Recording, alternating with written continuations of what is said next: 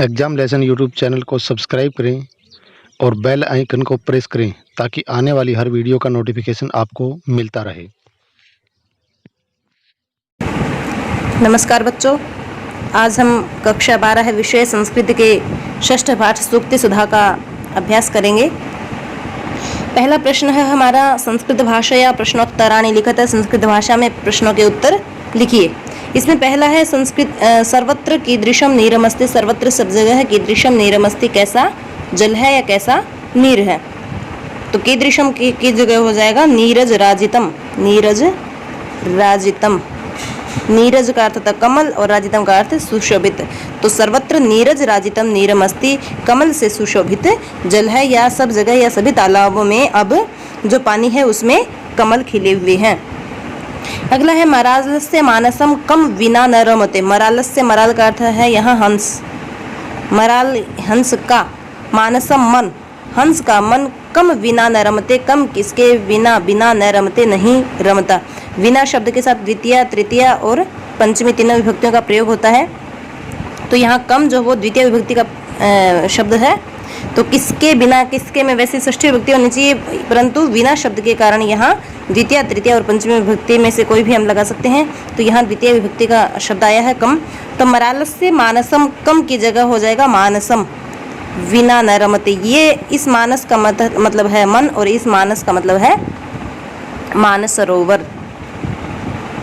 कि हंस का मन मानसरोवर के बिना नहीं लगता, इस मानसम का अर्थ है मानसरोवर। तो मरालस्य मानसम, मानसम विना न रमते।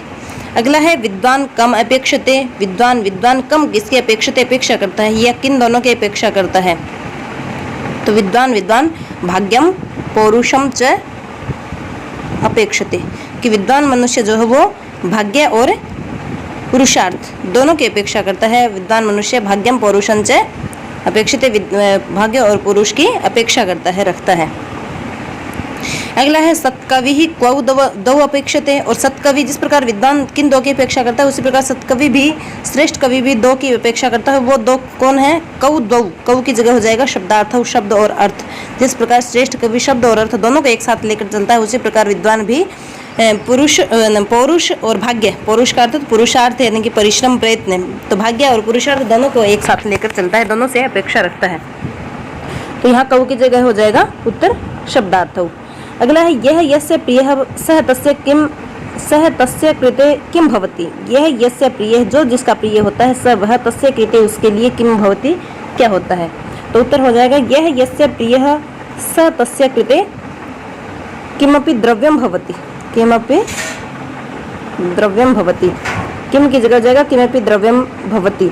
किमपि कोई भी द्रव्यम, कोई अमूल्य वस्तु। तो यह यस्य प्रियः स तस्य किमपि द्रव्यम भवति, जो जिसका प्रिय होता है वह उसके लिए कोई अमूल्य वस्तु होता है। अगला है सहसा किम न विदधित। सहसा किम, किम की जगह हो जाएगा क्रियाम।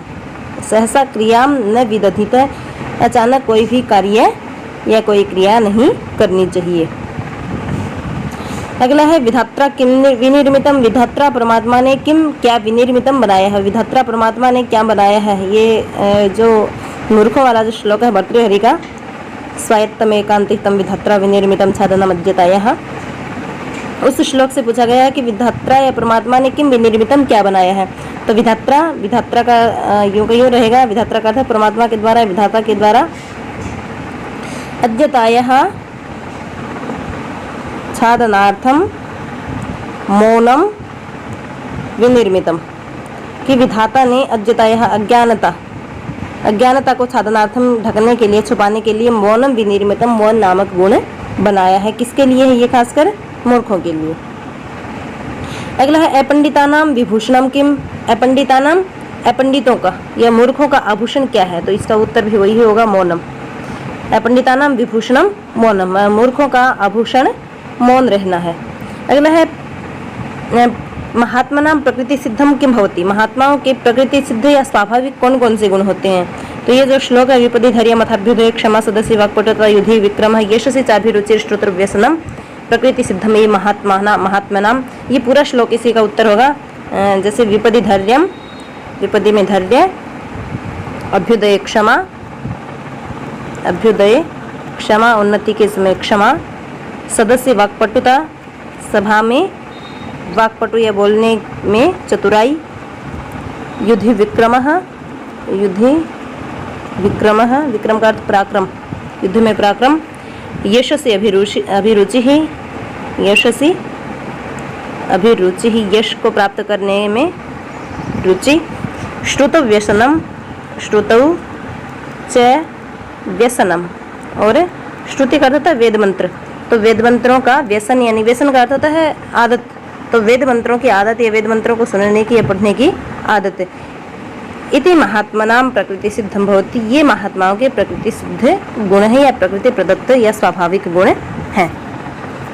अगला है पापात कह निवारयति, पाप से कौन बचाता है या पाप से कौन दूर रखता है? सन्मित्रम, जो श्रेष्ठ मित्र होता है वो पाप से दूर रखता है। तो सन्मित्रम, पापात सन्मित्रम निवारयति, पाप से श्रेष्ठ मित्र दूर रखता है, ये छुड़ाता है। आगे है संतः कान पर्वती कुर्वन्ति, संतः सज्जन लोग कान किन को पर्वती कुर्वन्ति, पर्वत के समान बड़ा मानते हैं या बड़ा कर देते हैं। परगुण परमाणुन, परगुण परमाणुन, परगुण दूसरे के गुणों को, परमाणुन छोटे छोटे गुणों को, दूसरे के छोटे छोटे गुणों को पर्वती कुर्वन्ति बड़ा बना देते हैं। कौन? सज्जन लोग, यानी कि सज्जन लोग जो हैं वो दूसरे के गुणों को बहुत अधिक बढ़ा चढ़ाकर बखान करते हैं और अपने गुणों को छोटा बताते हैं। तो संत है कान की जगह हो जाएगा परगुण परमाणुन पर्वती कुर्वन्ते। आगे कीदृशम भूषणम न क्षीयन्ते, क्षीयते, किस प्रकार का आभूषण नष्ट नहीं होता, तो कीदृशम की जगह हो जाएगा वाग, आगे भूषणम इकट्ठा कर देंगे तो वाग्भूषणम न क्षीयते, वाग्भूषणम वाग्भूषणम न क्षीयते, वाणी रूपी जो आभूषण वो कभी नष्ट नहीं होता। अगला है कूप खननम कदा न उचितम, कूप खननम कुआं खोदना कदा कब न उचितम, उचित नहीं है। कुआं खोदना कब उचित नहीं है? तो प्रदीप्ते भवने, प्रोद्दीप्ते भवने, भवन के उद्दीप्त होने पर या आग लगने पर। प्रोद्दीप्ते भवने कूप खननम न उचितम, या कूप खननम कदा की जगह कर देंगे प्रोद्दीप्ते भवने न उचितम, कूप खननम कुआं खोदना, प्रोद्दीप्ते भवने भवन में आग लगने पर न उचितम, उचित नहीं है। अगला प्रश्न है अधोलिखित पद्यांशानाम सप्रसंगम हिंदी भाषा या व्याख्या विधेया, निम्नलिखित पद्यांशों के सप्रसंग हिंदी भाषा में व्याख्या कीजिए। ये आप हिंदी अर्थ को सुनकर ये आप प्रश्न आप स्वयं हल कर सकते हैं। अगला प्रश्न है रिक्त स्थान पूर्ति ही करनी, या रिक्त स्थानों की पूर्ति कीजिए। सत्कविरिव विद्वान शब्दार्थौ खाली स्थान अपेक्षते, सत्कविरिव श्रेष्ठ कवि के समान विद्वान विद्वान मनुष्य शब्दार्थौ शब्द और अर्थ की तरह, जिस प्रकार श्रेष्ठ कवि शब्द और अर्थ दोनों की अपेक्षा करता है उसी प्रकार विद्वान विद्वान क्या करता है? द्वयम, यहाँ अकेला द्वयम लिखेंगे तो भी ठीक होगा। सत्कविरिव विद्वान शब्दार्थो द्वयम अपेक्षते, श्रेष्ठ कवि के समान जिस प्रकार श्रेष्ठ कवि शब्द और अर्थ दोनों की अपेक्षा करता है उसी प्रकार विद्वान भी द्वयम अपेक्षित है, तो दोनों को चाहता है। तो यहाँ द्वयम लिखेंगे अकेला तो भी ठीक है, और द्वयम के साथ हम लिख देंगे अगर दैष्टिकताम पौरुषम, दैष्टिकताम, दैष्टिक अर्थ भाग्य, पौरुषम च अपेक्षते, तो यहाँ सत्कविरिव विद्वान शब्दार्थौ द्वयम दैष्टिकताम पौरुषम च अपेक्षते, दोनों की अपेक्षा करता है, और दोनों कौन कौन है? वो भाग्य और पुरुषार्थ। तो ये पूरा आप लिखेंगे तो भी ठीक है, और द्वयम अकेला लिख देंगे तो भी ठीक होगा। अगला है संत है खालिस्तान प्रवदंती, संत है सज्जन लोग प्रवदंती कहते हैं, क्या कहते हैं? सन्मित्र लक्षणम, सन्मित्र लक्षणम। ये भर्तृहरि का नीतिशतक का श्लोक है, पापा निवारयति योजयते हिताय वाला, जिसमें श्रेष्ठ मित्र का लक्षण है विद्वानों ने कहा है, संतों ने कहा है। तो संत है सन्मित्र लक्षणम प्रवदंती, संतों ने या सज्जनों ने सन्मित्र का लक्षण बताया है। ये दो ही थे इसमें। अगला प्रश्न है हमारा चौथा, निम्नलिखित श्लोकयोः अन्वयम लिखत, निम्नलिखित श्लोकों का अन्वय लिखिए।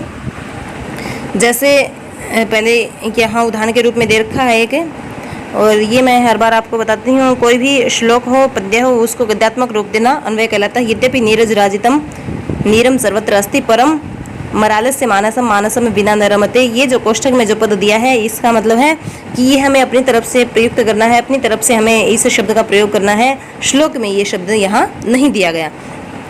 जैसे श्लोक है हमारे पास नीरक्षीर विवेके वाला, नीरक्षीर विवेके हंसालस्यम त्वमेव तनुषे चेत विश्वस्मिन् धनान्यः कुलव्रतम पालयिष्यति कह, ये जो श्लोक है इसका अगर हम अन्वय करेंगे तो क्या होगा? सबसे पहले हम हंस को संबोधित करेंगे, हंस हे हंस, हंस चेत तम, यदि तुम, एव ही, हंस चेत तम एव नीरक्षीर विवेके आलस्यं तनुष्ये तर्हि विश्वस्मिन् अधुना कः कुलव्रतं पालयिष्यति। जिस प्रकार आप हिंदी कर रहे हैं तो हिंदी अर्थ को देखकर आप उन शब्दों को यूं का यूं रख दें। अगर यूं का यूं रखते जाएंगे तो वो अन्वय अपने आप बन जाएगा।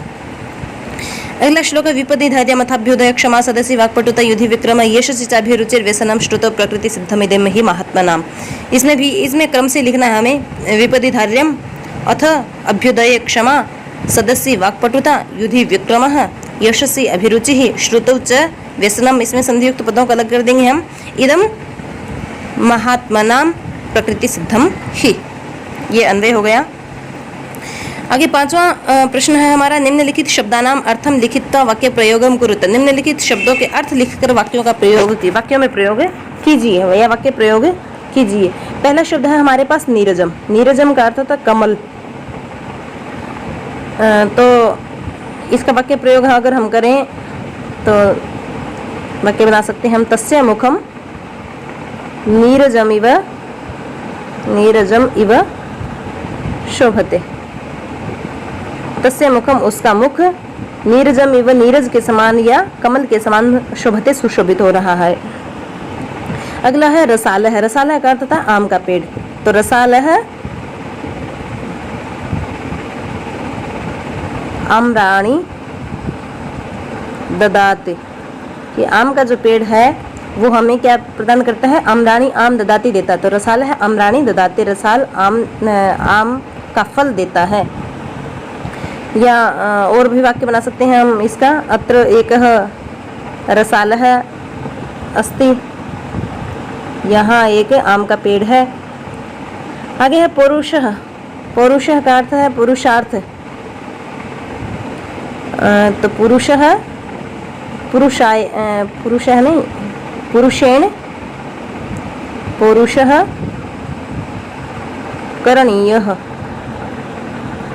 पुरुषेण पुरुष के द्वारा पौरुषः पुरुषार्थ करणीय करना चाहिए। पुरुष को पुरुषार्थ करना चाहिए। किसी भी व्यक्ति विशेष को पौरुष का अर्थ है पुरुषार्थ या प्रयत्न करना चाहिए।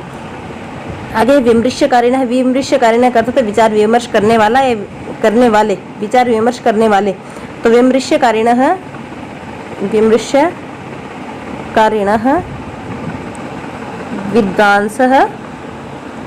विद्वांसः एव भवन्ति, कि विचार विमर्श करने वाले विद्वान ही होते हैं या विद्वान ही ऐसे हैं जो विचार विमर्श करके कार्य करते हैं। तो विचार विमर्श करने वाले विद्वान होते हैं।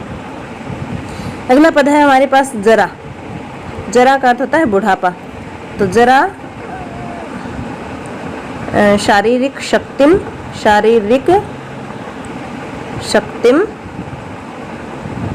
हरति, कि बुढ़ापा जो हमारी शारीरिक शक्ति को हर लेता है या बुढ़ापे में हमारी जो शारीरिक शक्ति वो क्षीण हो जाती है। अगला प्रश्न है हमारा निम्नलिखित शब्दानाम सार्थकम मेलनम क्रियताम। निम्नलिखित पदों का सार्थक मेल कीजिए। यह मरालस्य का अर्थ है हंस काके की। अवलंबते का अर्थ सहारा लेता है। अधुना का अब विधात्रा परमात्मा के द्वारा, विधाता के द्वारा। पर्वती कृत्य बहुत बड़ा करके। नीरजम का अर्थ है कमल को। निरसालय का अर्थ आम का पेड़। संपदा का अर्थ संपत्तियां। यशस्वी का अर्थ यश में, कीर्ति में। आश्रित का अर्थ होता है सहारा लेता है। ब्रह्मणा ब्रह्मा के द्वारा, विधाता के द्वारा, परमात्मा के द्वारा। विशदि कृत्य बहुत बड़ा करके। हंस से हंस काके की। सांप्रतम का अर्थ होता है अब। आम्रह का अर्थ आम का पेड़। विभूतय का अर्थ विभूतियां, संपत्तियां। कमलम का अर्थ कमल। कीर्तव का अर्थ है कीर्ति में, यश में। यहाँ मरालस्य है। मरालस्य का हो जाएगा हंस से, हंस काके की। अवलंबते का अर्थ होता है सहारा लेना या आश्रय लेना। अवलंबते सहारा लेता है, आश्रय हो जाएगा इसका। अधुना का अर्थ होता है अब, और सांप्रतम का भी अर्थ होता है अब। विधात्रा का अर्थ परमात्मा के द्वारा या ब्रह्मा के द्वारा। पर्वती कृत्य बड़ा बताकर, पर्वत के समान करके। विशदि कृत्य का अर्थ है विशद रूप देकर या बड़ा बताकर, बनाकर। नीरजम का अर्थ होता कमल, तो कमलम हो जाएगा इसका। रसालह का अर्थ होता आम का पेड़, आम्रह हो जाएगा। संपदा का अर्थ होता संपत्तियां या विभूतियां। यशस्वी के साथ हो जाएगा कीर्तव। तो ये होगा उचित मेल। अगला प्रश्न है हमारा 7वां। अधोलिखित शब्दानाम पाठात विलोम पदम चित्वा लिखत। निम्नलिखित पदों के पाठ से विलोम पद चुनकर लिखिए। तो इस पाठ में जो विलोम पद आए हैं वो हमें यहाँ लिखने हैं। जैसे पहला है मूर्ख। मूर्ख का विपरीत होगा विद्वान, जो इस पाठ में भी आया है। मूर्ख का हो जाएगा विद्वान। अप्रिय का हो जाएगा प्रिय। पुण्यात का हो जाएगा पापात। यौवनम का अर्थ यौवनम का विपरीत हो जाएगा जरा और उपेक्षते का हो जाएगा अपेक्षते। अगला 8वां प्रश्न है हमारा संधि विच्छेद क्रियताम संधि विच्छेद कीजिए। संधि विच्छेद में नालंबते दिया है, नालंबते का न तो यहाँ दे रखा है और आगे हमें लिखना है आलंबते। आलंबते यहाँ दीर्घ संधि का उदाहरण है ये नालंबते न धन आलंबते नालंबते। आगे विश्वस्मिन अधुनान्य है, विश्वस्मिन अधुनान्य हमें विश्वस्मिन यहाँ दे रखा है, फिर उसके बाद आएगा यहाँ अधुना, विश्वस्मिन अधुना अन्य आगे दे रखा है। कॉपी का हो जाएगा कह धन अपि। चाभी रुचि व्यसनम में च दे रखा है, व्यसनम दे रखा है, बीच में पद बच जाएगा हमारे पास अभिरुचि ही, अभिरुचि ही च अभिरुचि ही व्यसनम। चंद्रोज्ज्वला का विच्छेद हो जाएगा चंद्र धन उज्ज्वला, चंद्र धन उज्ज्वला चंद्रोज्ज्वला।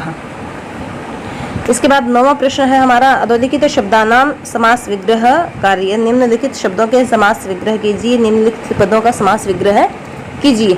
नीरज राजितम का जैसे उदाहरण याद रखा, नीरज ही राजितम, नीरज राजितम तृतीय तत्पुरुष है ये। अलीमाल है, अलीमाल का विग्रह हो जाएगा अलीनाम माला यस्मिन स अलीमाल है। अलीनाम अली कर सकता भंवरा, तो अलीनाम माला यस्मिन सह अलीमाल है, ये बहुव्रीहि समास का उदाहरण है। ये यहाँ विशेषण है ये। तो अलीना माला भवनों का जो समूह है, भवनों की पंक्ति जहाँ है उसको क्या कहते हैं अलीमाल कहते हैं, वो बहुव्रीहि समास का ये उदाहरण हो गया। वाक्पटुता का विग्रह हो जाएगा वाची पटुता। अब वाची सप्तमी विभक्ति का है तो सप्तमी तत्पुरुष हो गया ये। आगे है चंद्रोज्ज्वला, चंद्र इव उज्ज्वला, चंद्र इव उज्ज्वला, चंद्रमा के समान उज्ज्वल। जहाँ उपमेय उपमान का एक साथ प्रयोग हो वहाँ कर्मधारय समास होगा, तो ये कर्मधारय समास का उदाहरण है। चंद्र इव उज्ज्वला, चंद्रोज्ज्वला कर्मधारय समास है इसमें।